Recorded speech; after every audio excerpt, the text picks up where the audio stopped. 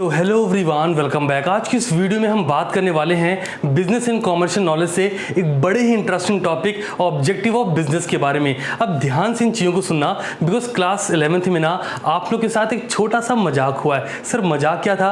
आपको ये बताया गया कि बिजनेस का जो सोल ऑब्जेक्टिव है, जो मेन ऑब्जेक्टिव है, वो प्रॉफिट अर्न करना है। और आपने अपने माइंड में उस बात को रख लिया, और यही रीज़न है कि मेजॉरिटी ऑफ पॉपुलेशन जो कॉमर्स पढ़ी हो या ना पढ़ी हो, उससे अगर ये पूछा जाए कि बिजनेस क्यों करना है, तो उसका सबसे पहला आंसर आएगा भाई प्रॉफिट कमाने के लिए। और यहीं पे सबसे बड़ा ब्लंडर होता है। आप चाहे स्मॉल स्केल इंडस्ट्रीज में वर्क करना चाहें, लाइक मीडियम में, लार्ज में, एक्स्ट्रा लार्ज में, किसी में भी, किसी भी बिजनेस ऑपरेशन में अगर आप बिजनेस परफॉर्म करना चाहते हो, तो वहां पे आपको कहीं ना कहीं मिस्टेक होती है और आपका जो बिजनेस है वो डाउनफॉल जाता है। और जो आप देखते भी होंगे, आप सबको पता चलता हो, मेजॉरिटी ऑफ स्टार्टअप वो छोटे स्केल पे वर्क कर रहे हो, ब्रॉड स्केल पे वर्क कर रहे हो, उन सारे स्टार्टअप को फेलियर का सामना करना पड़ता है।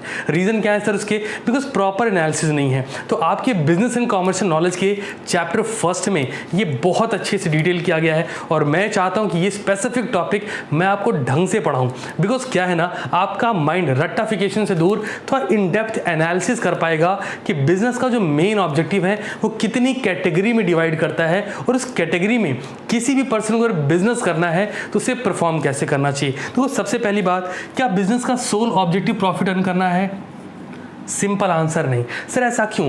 बिकॉज अगर बिजनेस का मेन या सोल ऑब्जेक्टिव प्रॉफिट अर्न करना होगा तो बिजनेस का एक्सपेंशन भी मुश्किल है, मतलब नामुमकिन है, और सर्वाइवल तो बहुत मुश्किल है। क्योंकि अगर आप सिर्फ प्रॉफिट के बारे में सोच रहे हो तो देखो आप क्या क्या चीज़ें करोगे।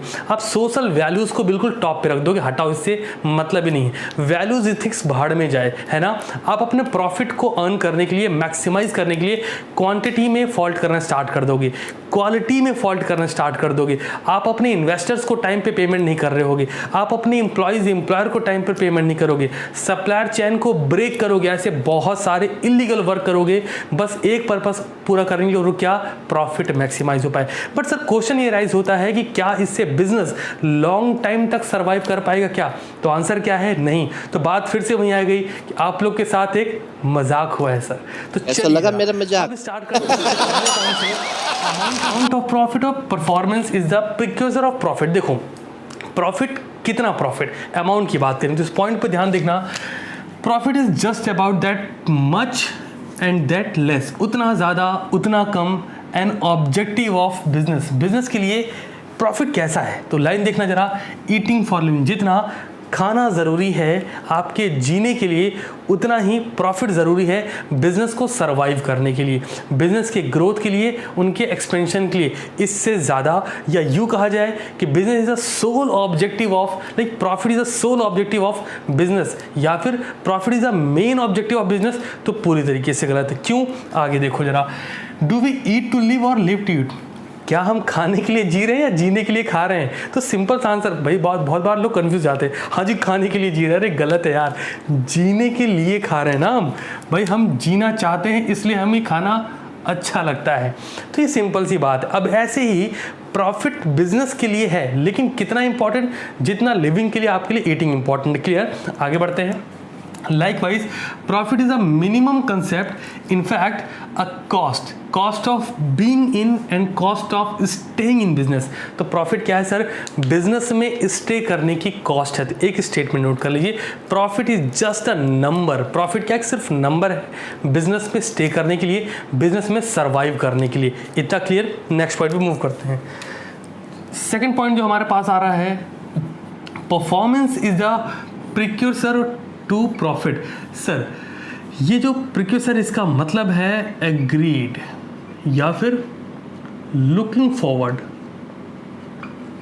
ठीक है जी, मतलब हम जब प्रॉफिट की बात कर रहे होंगे तो जो हमारी परफॉर्मेंस है वो प्रॉफिट को लेके क्या सोचती है आगे के डायरेक्शन में। तो जरा लाइन देखिए, to be able to earn profit, profit earn करने के लिए the firm has to excel in all his functionalities. Firm को अपने बहुत सारे फंक्शन में चेंजेस करने पड़ेंगे, उनमें एक्सेल करना पड़ेगा, टॉप पे जाना होगा। Example, procurements, production, sales and marketing, accounting and finance. Thus, even if profit is the objective, it has to be broken down to the relevant objective.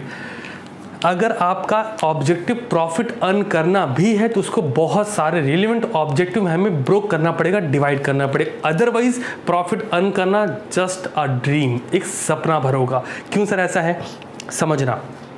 लाला जी की दुकान जो पहले के टाइम में गांव में हुआ करती थी, एक नॉर्मल सी दुकान हुआ करती थी, ना इंफ्रास्ट्रक्चर पे वर्क होता था, ना लीगलिटी की बात की जाती थी। आपने कहा बहुत सारे पुरानी मूवीज़ में दिखाया करते थे कि वो तराजू से तौलते थे, नीचे कुछ भी लगा दिया, चिपका दिया, सो दैट क्वांटिटी कम वो प्रोड्यूस कर पाएँ, क्वांटिटी कम वो सेल आउट कर पाएँ और मैक्सिमम प्रॉफिट अर्न कर पाएँ। बट क्या उनका बिजनेस इन सारी इलीगल एक्टिविटीज़ की वजह से उनका बिजनेस में एक्सपेंशन होता था क्या? लाला जी उसी बिजनेस के साथ जीना स्टार्ट करते थे और उसी बिजनेस के साथ मर जाते थे। बिजनेस में किसी तरह का कोई एक्सपेंशन नहीं होता था और डाइवर्सिफिकेशन की तो बात ही छोड़ दीजिए। सर डाइवर्सिफिकेशन ये सिखाता है कि कोई भी बिजनेस जिस स्ट्रीम से स्टार्ट हुआ है उस स्ट्रीम से निकल के बहुत सारे स्ट्रीम में वो वर्क कर सके। एग्जाम्पल के लिए टाटा ग्रुप ऑफ कंपनी, इससे बेहतर एग्जाम्पल भारत में तो नहीं है। क्या है मैं भी आगे डिस्कस करूंगा, बट बढ़ते हैं आगे जरा। तो सबसे पहली बात आई थी परफॉर्मेंस को लेके, बिजनेस के प्रॉफिट को। तो प्रॉफिट के लिए बोला गया कि प्रॉफिट अर्न करने के लिए आपको आपके प्रोडक्शन पे, प्रोक्योरमेंट पे, sales and marketing, it's a very vast term, बोलने में बहुत छोटा है sales and marketing, but believe me it's a very very vast term. इतना ज़्यादा बड़ा है कि अगर आप इन डेप्थ ड्राइव करोगे तो आपको तकरीबन 3 से 6 महीने लग सकते हैं ये सीखने में कि सेल्स और मार्केटिंग होती कैसे है। देखो किसी भी बिजनेस को रन आउट करने, अगर आप फैक्ट्री की बात कर रहे हैं, प्रोडक्शन डिपार्टमेंट की बात करें, तो सामान बनाने में उतना, देखो कोई भी चीज़ जो बनती है वो 2 जगहों पे बनती है। सबसे पहले आपके दिमाग में, दूसरी बार फिजिकल अपीयरेंस होता है उसका। ऐसी कोई चीज़ नहीं बनती जो सीधे बन जाती है।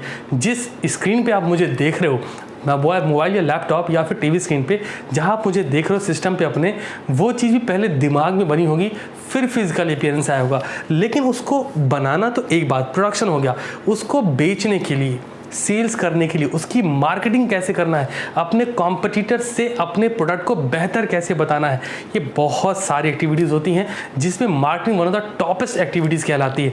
बिकॉज मार्केटिंग बेहतर हुई, पहले इस्तेमाल करें फिर विश्वास करें। मैं जैसे बोलूँगा आपके माइंड में आंसर आ जाएगा कि इसका मतलब क्या है ना। आया नया 4 बूंदों वाला, तो आपके माइंड में आएगा अच्छा मम्मी को बोलो कॉम्प्लान दें, है ना, ठंडा मतलब। तो मैंने क्या करा, आपके सामने कुछ मार्केटिंग के एग्जांपल रखे। मैंने प्रोडक्ट का नेम नहीं बताया, बट इट्स अ जिंगल जहाँ पे आपको बताया जाता है। और जिंगल के साथ साथ हर जो भी चीज़ बिजनेस में टॉप पे परफॉर्म कर रही है वो अपने साथ एक जिंगल जरूर रखती है, सो दैट आप उसको, और भाई क्या चल रहा है जैसे कोई बोलता है तो आपके दिमाग से निकल के आता है वो परफ्यूम और डियो का ऐड, समझ आ रहा है क्या। तो ये इस सारी बातें हैं मार्केटिंग से रिलेटेड, जहाँ पे आपको कॉल टू एक्शन दिया आता है। जब आपसे ये बोला आता है ऐड में, पहले इस्तेमाल करें फिर विश्वास करें। कभी ऐसा होगा क्या कि आप किसी शॉप पे जाए, उनसे बोले भैया ये प्रोडक्ट दे देना, जिस प्रोडक्ट की मैं बात कर रहा हूँ, प्रोडक्ट आप घर पे लेके जाए, तो आपसे बोले ना भैया पैसे, आप उसे ये नहीं बोल सकते कि वो ऐड में दिखाए थे पहले इस्तेमाल करें फिर विश्वास करें।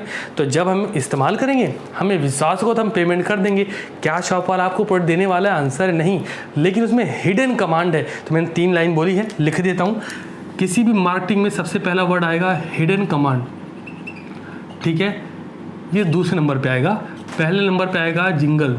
तो इसमें क्या होगा, जहाँ पर आपको ये बताया जाएगा, एक लिरिक्स होगी बेसिकली, कुछ तो ऐसा गाने के फॉर्म में होगा जहाँ से आपको समझ आएगा कि यार वो चीज़ आपके माइंड में हमेशा रह जाएगी, ठीक है। फिर हिडन कमांड, फिर call to action. Marketing at least in 3 चीज़ों पे तो वर्क करती है सर। जैसे अब की बार मोदी सरकार, क्या है सर, जिंगल है, और जिंगल के साथ साथ क्या है, एक हिडन कमांड है कि भाई सरकार किसकी बनने वाली है, मोदी जी की, वोट किसको देना है, मोदी जी का। कॉल टू एक्शन, और आप जब आप वोट देने गए, जो भी 60% कन्वर्जन रेशियो होगा, दैट मीन्स 40% लोग श्योर थे कि मुझे किस पार्टी को वोट देना है, 60% लोग लाइक एंड मोमेंट तक कन्फ्यूज थे। उनके माइंड में क्या चल रहा था, अब की बार मोदी सरकार, अब की वो चीज़ करते करते गए और गवर्नमेंट बन गई। और ये अभी जब रिसेंट चुनाव होना था, उन्होंने क्या दिया, मैं हूँ चौकीदार, समझ रहे हो ना। मैं किसी पार्टी को यहाँ पे बता नहीं रहा हूँ, मैं आपको सिर्फ मार्केटिंग का एग्जांपल दे रहा हूँ। नहीं तो आप मान लीजिए कुछ लोग वैसे होते नहीं प्रोफेशनल स्टडीज़ में, बट फिर भी कुछ नमूने निकल आते हैं, और इस सर इस पार्टी की तारीफदारी कैसे। पार्टी नहीं, हम यहाँ बात कर रहे हैं मार्केटिंग स्ट्रैटेजीज़ की, जहाँ पर ये 3 बातें वर्कआउट करती हैं, jingle, hidden command and call to action. तो आपको जो भी ऐड आप देखते हो, कोई भी ऐड में 2 बातें बहुत कॉमन होती हैं, समझते चलना सर। पहली बात है इमोशन ये आपको टच करता है। सर्फ एक्सेल का ऐड देखा है, वो होली के टाइम पे ऐसे ऐसे या ईद के टाइम पे जाके गले लगना, वो दो भाइयों का बच्चे की वजह से क्या है, वो इमोशन को टच करते हैं आपके साथ के साथ आपकी फीलिंग कैसी है। डेयरी मिल्क ऐड देखा, कितने लोग डेयरी मिल्क खाते हैं यार पूरी मेल्ट करके, नहीं खाना पसंद करता ना कोई, बट वो ऐड दिखाते हैं। तो ये आप समझो इमोशंस फीलिंग को टच करते हैं, सो दैट आप उस प्रोडक्ट के लिए बिल्ड हो जाओ कि भाई लेना तो यही है, कुछ भी हो जाए। अच्छा, कितने लोग बताना मुझे, कितने लोग को थम्स अप पीना है, उनको शॉप पे नहीं मिला, वो जाएंगे ट्रक ही लिफ्ट कर लाएंगे। नहीं होता ना यार, नहीं मिला कोई बात नहीं। चलो कम टू नेक्स्ट पॉइंट। तो सर सेल्स मार्केटिंग पे अभी अगर मैं बात करूँगा ना तो मैं घंटों बात कर सकता हूँ मार्केटिंग के, सिर्फ मार्केटिंग के ऊपर, बिकॉज लाइक इतनी सारी फिलॉसफीज हैं, it's very very wide term. So come to next point, accounting finance. Accounting के बारे में आपको पता है कि जो आप पढ़ रहे हो उससे ज़्यादा प्रैक्टिकल अप्रोच होगी।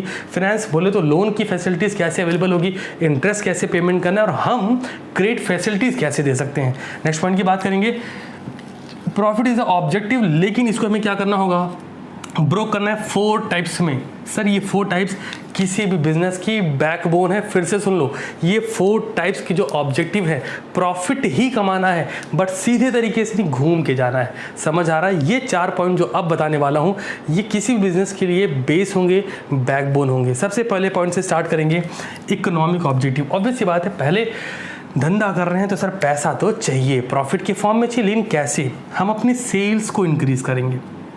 सेल्स इंक्रीज हुई तो क्या होगा, प्रॉफिट इंक्रीज होगा। सबसे बढ़िया एग्जांपल जियो, इन्होंने फोकस नंबर्स ऑफ कस्टमर पे रखा, ना कि अमाउंट हाइक करने पर। समझ रहे हो? इनका ये फोकस नहीं था कि हम अपने सिम को या हम अपने टैरिफ को 600 700 800 बेचें।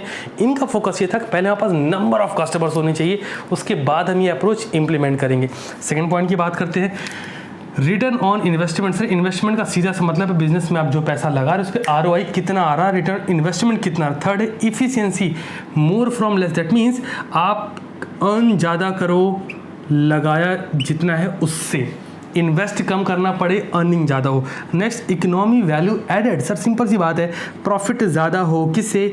Cost of value added in business में जितना पैसा लगाए हो उससे ज़्यादा निकल के आना चाहिए। अगला है मार्केट शेयर।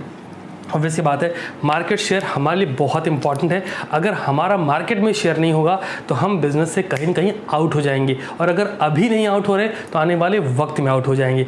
यही रीज़न है कि बड़ी से बड़ी कंपनियां एडवर्टीजमेंट पे फोकस करती हैं। आप कई बार जो छोटे तबके के लोग हैं उनको लगता है एडवर्टीजमेंट करना इंपॉर्टेंट नहीं है, हमारा तो नाम ही बहुत है। गलत बात है, एडवर्टीजमेंट बहुत ज़्यादा इंपॉर्टेंट है।